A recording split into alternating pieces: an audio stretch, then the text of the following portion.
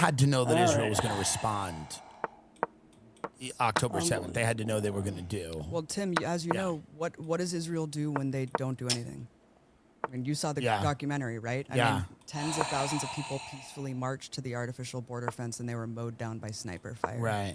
I mean, this is what happens when Palestinians do anything. Right. Peacefully or not. Yeah, I guess the Israeli contention would be that those Palestinians would not be living in Israel peacefully. They would just be, because Hamas has said, we're just going to do October 7th again and again and again.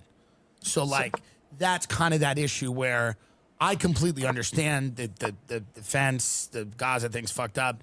I think a lot of Israelis are probably going, if these borders open up and people come here, that looks like a weak ass pawn, huh? What we just saw. How do I get that? Okay, pawn? so you mentioned, what does Hamas want? Yeah. Their new charter that was revised over a decade ago. Yeah, I'm not afraid talks of about that. This is a differentiation weak pawn. between political Zionism and Judaism, first and foremost, and it also talks about the acceptance of a two-state solution among 1967 borders. So even Hamas is willing to accept Israel as a Jewish state if Palestinians had their own state. No one talks about this.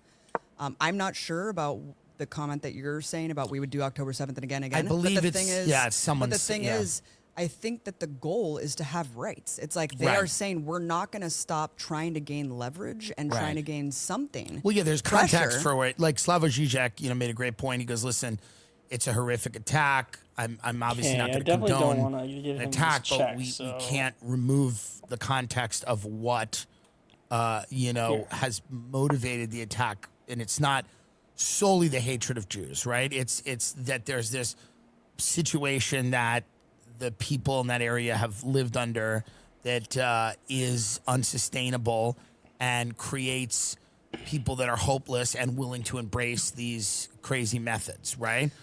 I think if you were to say... Yeah, I mean, this is, I don't know, we will repeat October 7th again and again, a Hamas official. I don't know. Probably until they have international rights that are recognized and not under an internationally illegally recognized blockade that has tightened every year. Right? And this would involve Israel kind of giving up the settlements.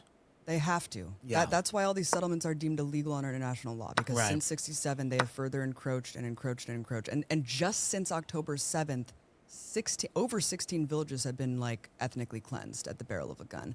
You have Ben Gvir, one of the ministers of the Israeli government, going out and handing out machine guns to the settlers, just saying let's get this done. Just taking this. While all eyes are on Gaza, let's go. Let's ramp up the ethnic cleansing in the West Bank. And that really shows you that exposes what Israel is all about, right? I mean, this is what it is. It's not about eliminating Hamas. It's not about some issues there, Bucko. It's so explicit and it's so laid bare. Right. And that's what's so offensive about it. It's like, look, they have to have rights. You cannot treat people this way. This is the definition of blowback, right? This is what happens when you subjugate people under the rule and control of one body. And I want to just provide this thought experiment. It's like the fact that they keep saying it's a war. It's a war between Israel and Hamas. What kind of war is waged against a caged population? How do you bomb people and say, oh, just leave? They have nowhere to fucking go. How do you do that? Yeah, it is wild. The idea of now I've got this I guess move here. their contention. It's going to be very nasty if he lets you do it. I don't know where they his control recourse Egypt. is, They tell Egypt when to jump and how high. Who, Israel? Yes, really? 100%. They've bragged about it. Look, there's articles everywhere about Israeli officials bragging about how much Egypt does what they say. Right?